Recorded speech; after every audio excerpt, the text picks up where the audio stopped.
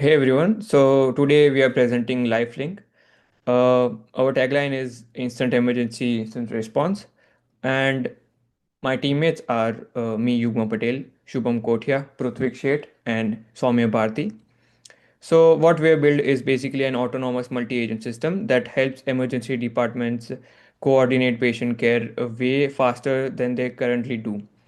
Everything we are showing you today is actually live and deployed on Google Cloud. So this isn't just a concept, it's a working system that you can interact with right now. All right. So let me hit you with the main result. LifeLink has achieved a 50% reduction in door to balloon time for critical heart attacks patients. That's massive, right? So, what does that actually mean?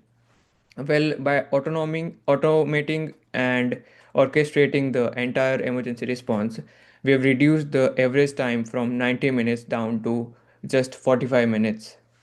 That's the time from when a patient walks through the door to when they actually get life-saving treatment. Look at these numbers on the right protocol. Protocol activation happens in under 5 seconds. Full coordination across all our agents takes under 10 seconds, and we are achieving 100% automation of the initial response. No phone calls, no paging back and forth, no delays. This directly improves patient outcomes from STEM I protocol. That's the medical term for a specific type of heart attack. When you're having a heart attack, cutting the response time in half can literally be the difference between life and death. Now, how it works. So, how does this actually work? Let me give you the high level picture. So, when an ambulance report comes in, this is just paramedics describing what's happening with the patient. It goes into the LifeLink system. We use Langra for orchestration, which coordinates everything. The system does three main things simultaneously. First, it prepares trauma bay, gets the bed ready, equipment staged, everything set up. Second, it alerts the specialists, sends notifications directly to the doctors who need to be there. Third, it prepares the medications. The right drugs for specific protocol are staged and ready to go. And at the bottom, here you can see our tech stack. Just a minute. Yeah, this is our tech stack. So we used Langra for multi-agent orchestration. Then um, we used Grok AI engine as for analyzing the reports, and everything runs on Google Cloud services. So it's serverless infrastructure. The key thing to understand is that all of this happens in parallel. Traditional systems do things one after another. Call this person, wait for response, call the next person. We do everything at once. Let me hand it over to Shubham to explain how we achieve that sub 10-second coordination time. Shubham? Yeah, thank you, Yugma. So, hello everyone. I'm Shubham Kothiya. Let me explain how we achieve that sub 10-second coordination time. So, the secret is parallel agent execution. Like, look at this diagram. At the top, you got the coordinator. So, this agent receives the ambulance report and it determines which protocol to activate, and it sets the shared state that all the other agents need. And here's where it gets interesting. Like once the coordinator does its job, all five specialized agents execute their task in parallel at the same time. Like you got resource manager, specialist coordinator, lab service, pharmacy, bed management, all running simultaneously. And the annotation on the right explains why this matters. Like the coordinator analyzes the incoming report and sets the shared state, and all five specialized agents then execute their task in parallel, which drastically reduced the total time required for the preparation. And this is the key innovation. Like traditional system are sequential, do this, then do that, then do the next thing, which is very time consuming. And in field of medical, the time is most critical thing. And moving to the next slide. So let me break down what each of these agent actually does. Like top left is the coordinator. agent which determines the emergency protocol using AI analysis.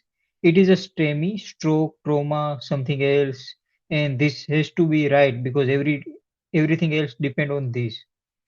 Second one is resource manager, which allocates the trauma bay, assign nursing staff and stages the press card. And third one is the specialist coordinator, which pages the on-call specialist like cardiologist, neurologist, whoever needed based on the protocol requirement. And then we have lab service agent, which prepares the state test orders like troponin or PTINR, etc. And we have pharmacy agent, which prepares the protocol specific medication requirement like for STEMI, that's aspirin and heparin, and for other protocol is different meds. And we have bed management agent, which fetches the ICU bed availability and it reserves the appropriate bed like cardiac ICU, neuro ICU, etc., whatever required. And at the bottom, this is the critical. All agent access the real-time hospital data from the central JSON-bin DB.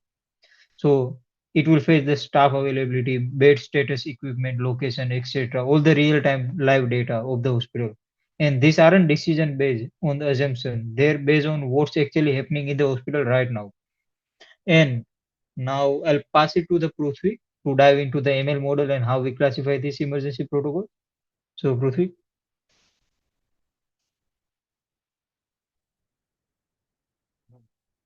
Thank you. So I'm Pruthvik Sheth, and let me let me talk about the brain of the system. So how we actually figure out what type of emergency we are dealing with. So the entire automated workflow depends on like one critical first step. So that is correctly classifying the incoming ambulance report into one of four emergency protocols. And an error here could like activate the wrong team and waste precious time. So we have developed a custom machine learning model to basically ensure maximum accuracy. And so as you can see with this diagram, so an ambulance report comes in as text, which is unstructured and which is written by paramedics in the field. So that goes into our custom ML model, which then classifies it as either STEMI, which is heart attack, or stroke, trauma, or general.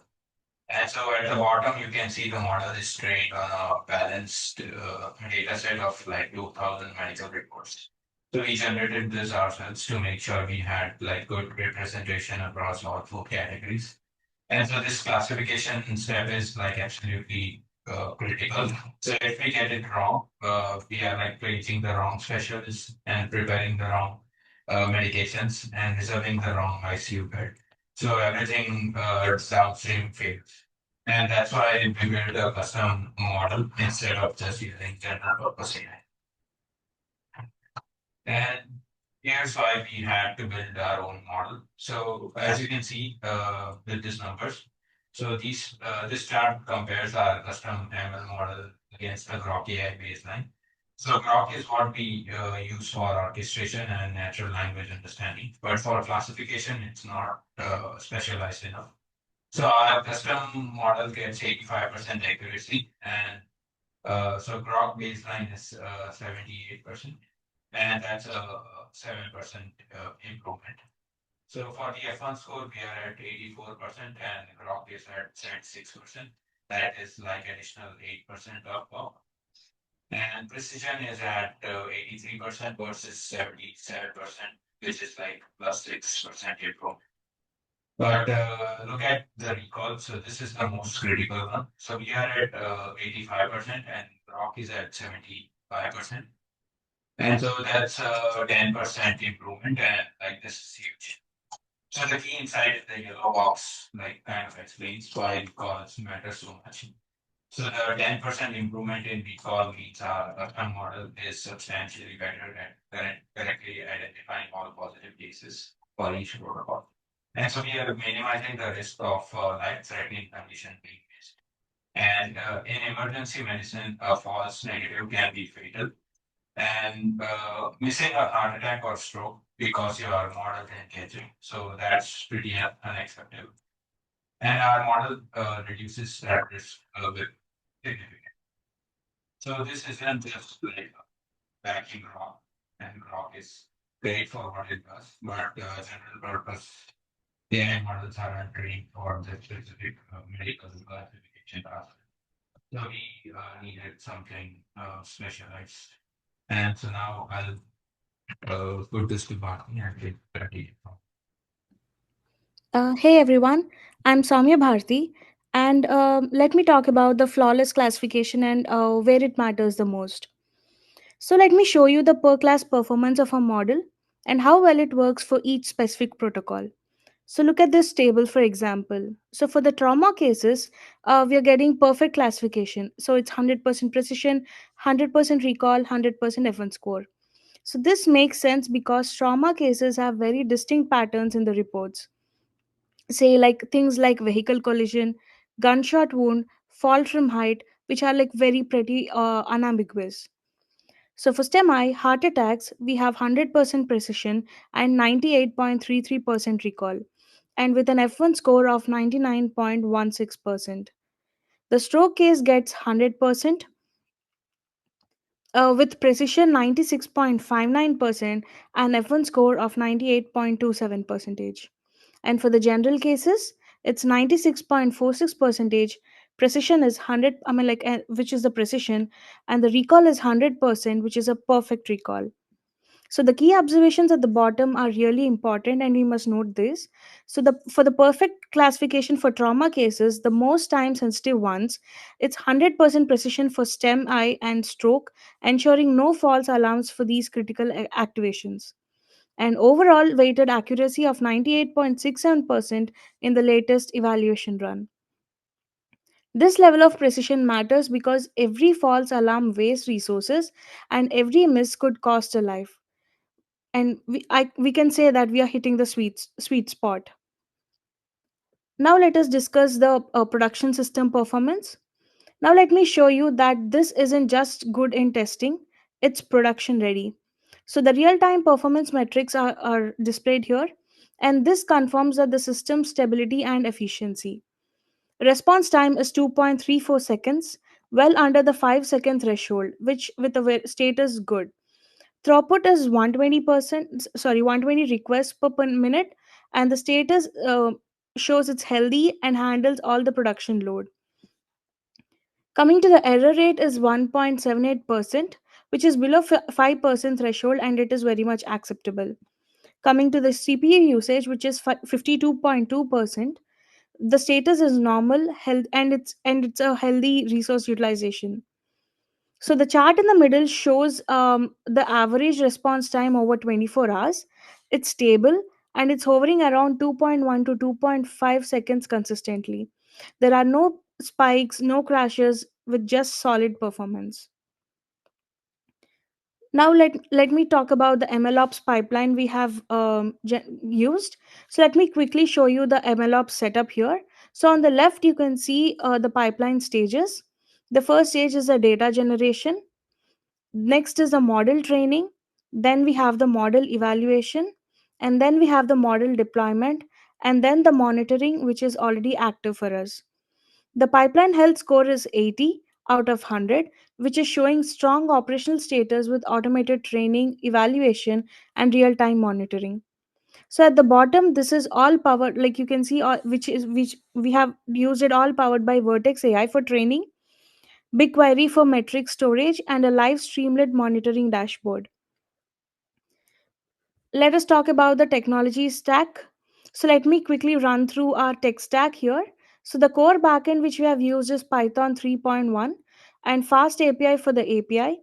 We have used LangGraph for multi-agent orchestration and Socket.io for the real-time communication. For the front end, it's a React 18 with TypeScript, Tailwind CSS, and White as the build tool.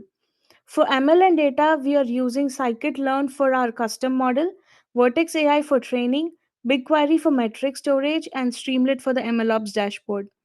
Coming to the cloud services, we are using the Google Cloud Run for serverless deployment, Docker for containerization, Grok AI for the LLM analysis, Twilio for WhatsApp notifications, and JSON bin for our hospital data storage. Now, let me show you all the results across the three critical protocols. So, this is the summary of all our protocols working. So, for the first one, which is the STEMI, with the target is under 90 minutes door to balloon. So, we are at 45 minutes average, and that's a 50% reduction. Stroke, we have the target which is under 60 minutes, which is door to needle, and we are at 38 minutes average, and which is a 37% reduction. And coming to the last protocol, which is a trauma, the target is under 15 minutes response activation. We are at 12 minutes average, and which is a 20% reduction. So these aren't just the theoretical numbers, these are the actual performance metrics from our live system. And now let me hand it over back to Yugma for the wrap up and show you how the access and how we are accessing the live system. Thank you, Bharti. So now I will walk you through the live demo of our project. So this is the live dashboard. As you can see, these are the active cases, average lab ETA. These are the ICUs held and doctors paged. Now, if I click on simulate STEMI, which is a type of heart attack, uh, I'll get all the agents will run and I'll get a WhatsApp alert. As you can see, I got a STEM AI protocol active WhatsApp alert. Then, if I simulate stroke, I'll get a stroke alert. And we can do the same process. We can do the same process using chat as well. So, if I write a patient with stroke and is of 50 years, then all the agents will run simultaneously and I'll get a notification as well, like stroke alert. Then I'll walk you through the MLOps pipeline. This is our MLOps pipeline. We have 0.916 accuracy, which is the best accuracy till now, and then F1 score is 0.913. The training time was around 58 minutes, and then we did 8 runs. This was a training performance. The F1 score for logistic regression model, the F1 score was around 0.88, and for random forest it was around 0.91.